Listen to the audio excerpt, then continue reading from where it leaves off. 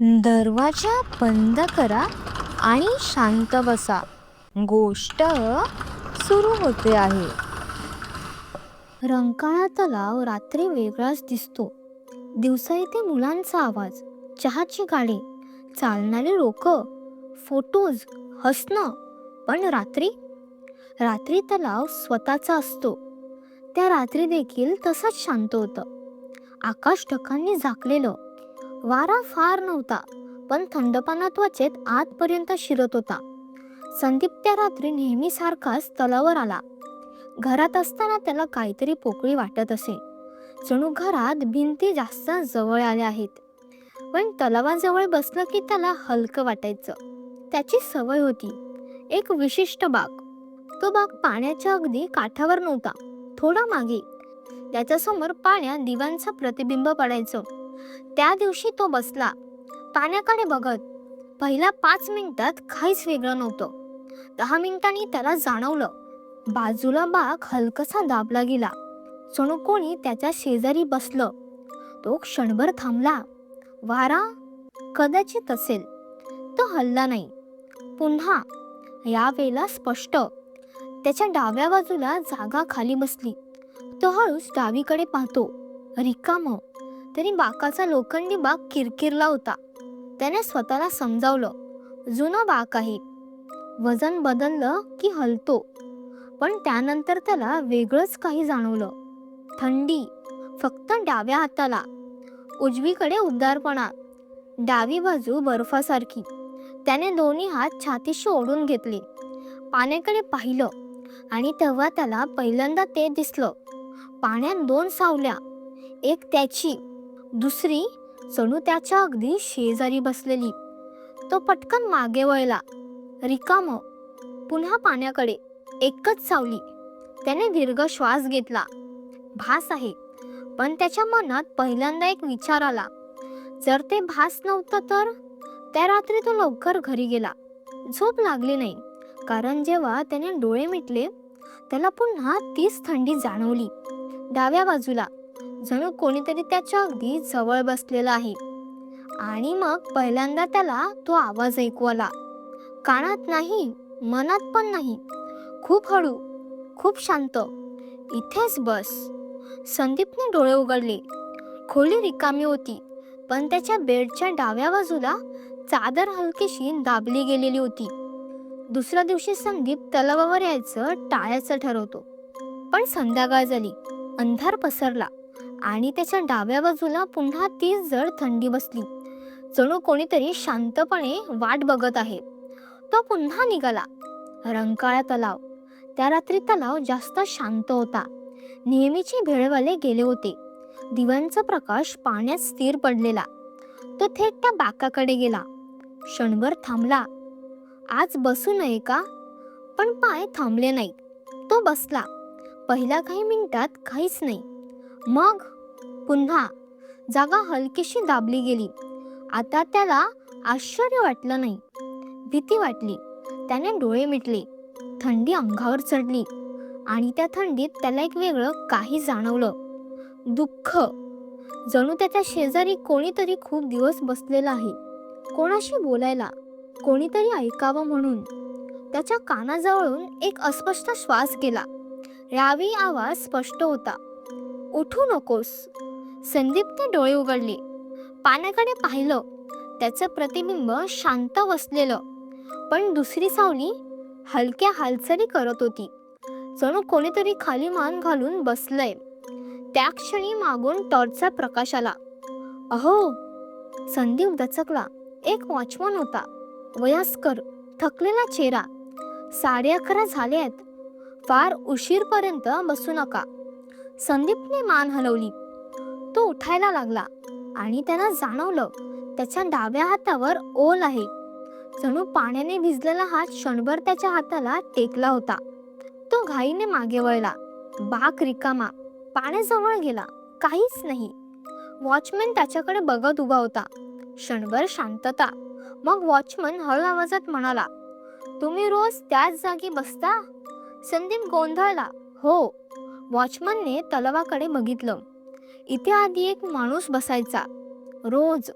कोणी त्याला ओळखत नव्हतं, कोणाशी बोलायचं नाही. संदीपचा घसा कोरडा झाला. मग वॉचमन काही क्षण शांत राहिला. एका रात्री गेला. दुसऱ्या दिवशी चप्पल सापडली, इथेच. तो बोट दाखवत त्या बाकाजवळच्या काठाकडे दाखवत होता, पण शरीर नाही सापडलं. संदीपच्या पाठीवरून थंडी सरकली. वॉचमन पुढे म्हणाला. लोक म्हणाले बुडाला, पण तलावाने तो घेतलाच नाही. काय म्हणताय? वॉचमनने संदीपकडे सरळ पाहिलं. कधी कधी तुम्हाला बाजूला कोणीतरी बसल्यासारखं वाटतं का? संदीपचं हृदय धडधडलं. त्याने काही बोलला नाही. वॉचमनच पुढे म्हणाला, मला सुद्धा वाटतंय. दोघे काही क्षण तलावाकडे पाहत उभे. तेव्हा पाण्यात हलकीशी लहर उठली. वारा नव्हता. दोघांनीही पाहिलं. पाण्यात 2 सावल्या, आणि मग सावल्या एक क्षणासाठी जुळल्या आणि मग पुन्हा वेगळ्या झाल्या. वॉचमनचा आवाज कुजबुजल्यासारखा झाला. तो कोणाला ओळखत नाही, तो फक्त बसतो. संदीप त्या रात्री घरी गेला. झोपेत त्याला स्वप्न पडलं. तो तलावावर बसलेला, पण यावेळेस त्याच्या शेजारी जो बसला होता तो रिकामी नव्हता. एक पुरुष, केस ओले, डोळे खोल गेलेले, पण चेहरा शांत. तो काही बोलत नव्हता, फक्त तलावाकडे पाहत होता. आणि मग हळूहळू आवाजात म्हणाला, माझ्या जागेवर बसलास? संदीप दचकून उठला.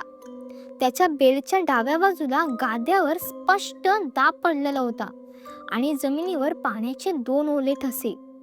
त्या रात्रीपासून संदीपच्या आयुष्यात एक गोष्ट कायमची बदलली. त्याला एकटेपणा वाटेनासा झाला, आणि तो एकटेपणा नाहीसा झाला म्हणून दिलासा नव्हता. तो बदल भेसूर होता. दिवसाच्या वेळेला सगळं सामान्य असे, काम, लोक, गाड्यांचा आवाज, फोन. पण जसा सूर्य मावळत जाई, त्याच्या डाव्या खांद्यावर हलकीशी थंडी बसू लागे. तिसऱ्या दिवशी तो ठरवून तलावावर गेला नाही.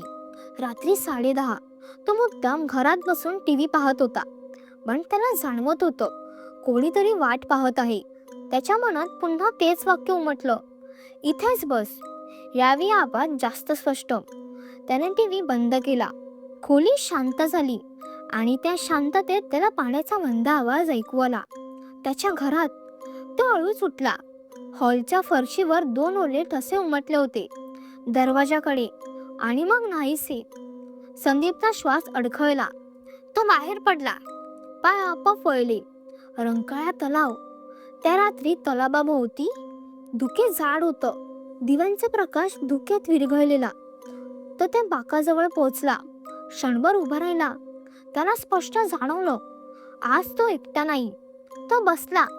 पहिल्यांदा त्याला जागा दाबली गेल्याची जाणीव झाली नाही, कारण यावेळी पहिल्यांदा त्याने स्वतःच बाजूला जागा करून दिली. मंद श्वास, अतिशय जवळून. पाण्याकडे पाहताना त्याला स्वतःला धीर देत खाली पाहिलं. पाण्यात 2 सावल्या स्पष्ट होता. यावेळेस दुसरी सावली धुसर नव्हती. त्या सावलीने डोकं थोडं वळवलं. संदीपच्या प्रतिबिंबाने वळवलं नव्हतं. तो गार पडला. शरीर हलत नव्हतं.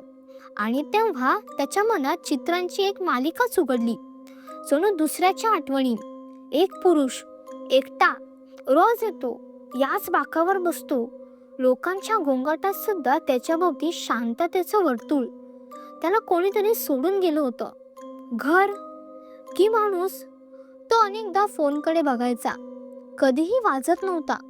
एका रात्री तो उठला नाही, फक्त बसत राहिला. आणि सकाळी चप्पल तिथे होती, तो नव्हता. संदीपचा श्वास परत वेगाने सुरू झाला. ही आठवण त्याची नव्हती. कोणीतरी त्याला ती दाखवत होतं. जणू म्हणत होतं, मी गेलो नाही, मी इथेच आहे. त्याच्या डाव्या हातावर आता दाग जाणवला. हातात हात, थंड, ओलसर, भेसूर नाही, दुःखी. संदीपच्या डोळ्यात पाणी आलं. त्याला का माहीत नव्हतं. तो हलकेच कुजबुजला. कोण आहेस? उत्तर आवाजात आलं नाही, पण त्याच्या मनात थांब शब्द उमटले. जागा सोडू नकोस. अचानक दुरून टॉर्चचा प्रकाश चमकला. तोच वॉचमन, पण यावेळी त्याच्या चेहऱ्यावर भीती होती. तो पटकन जवळ आला. उठा, लगेच उठा. संदीप हलत नव्हता. वॉचमनने त्याचा हात धरला आणि थिजला. त्याचा हात एवढा ओला कसा? संदीपने खाली पाहिलं. त्याच्या हातावर 2 वेगवेगळे ठसे होते, एक त्याचा आणि एक बारीक लांब बोटांचा. वॉचमन कुजबुजला. तो आता फक्त बसत नाही. संदीप अचानक उठला बाकावरून, पण जसा तो उठला त्याच्या जागी बाकावर स्पष्ट ओलसर दाब उमटला. जणू कोणीतरी अजूनही बसलेला आहे. वॉचमन मागे सरकला. दोघांनी पाण्याकडे पाहिलं. संदीप उभा, तरी पाण्यात 2 सावल्या बसलेल्या. त्यापैकी एकाने हळूच वर पाहिलं. त्या रात्री घरी गेल्यावर संदीप झोपला नाही. पहाटेच्या वेळी त्याला जाणवलं कोणीतरी त्याच्या खाटेच्या कडेला बसलं आहे. त्याने डोळे उघडले नाहीत, कारण आता भीतीपेक्षा एक वेगळी भावना होती. जर मी डोळे उघडले तर तो उठेल का? आणि जर तो उठला तर माझ्या जागी कोण बसेल? त्या रात्रीनंतर संदीपने एक निर्णय घेतला. तो पुन्हा तलावावर गेला. रंकाळा तलाव. धुके नव्हते, वाराही नव्हता, पाणी शांत होतं. तो त्या बाकाजवळ उभा राहिला. यावेळेला भीती नव्हती. तो बसला. काही सेकंदातच डावीकडची जागा हलकीशी खाली बसली. थंडी अंगावर आली, पण यावेळी त्याने पाण्यात पाहिलं नाही. तो सरळ समोर बघत म्हणाला, तुझी जागा मी घेतली नाही, मी फक्त थांबलो होतो. शांतता. मग त्याच्या मनात एक जड, थकलेली भावना उमटली, एकटेपणाची. त्याला अचानक कळलं, तो पुरुष मरून गेला नव्हता कारण तो बुडाला. तो मरून गेला कारण तो कोणाच्याच आयुष्यात उरला नव्हता. तो बसत राहिला, रोज कोणीतरी येईल म्हणून. संदीप हळू आवाजात म्हटला, उठ, मी इथे नाही बसणार आता. क्षणभर बाग जड झाला, जणू कोणीतरी उठायला धडपडत आहे. आणि मग ती थंडी हलकी झाली. डावीकडची जागा हळूहळू सरळ झाली. संदीपने प्रथमच धाडस करून पाण्याकडे पाहिलं. एकच सावली त्याची. त्याच्या डोळ्यात पाणी आलं. तो शांतपणे उठला. त्या रात्रीनंतर तो त्या बाकेवर पुन्हा कधी बसला नाही. काही महिन्यांनी एक नवीन माणसाने तिथे बसायला सुरुवात केली. रात्री उशिरापर्यंत एकटा. लोक म्हणतात कधी कधी तिथे 2 सावल्या दिसतात, पण आता त्यापैकी एक सावली शांत नसते. ते दुसऱ्याजवळ बसून हळू आवाजात कुजबुजते, इथेच बस. आणि जो ऐकतो तो उठायला विसरतो.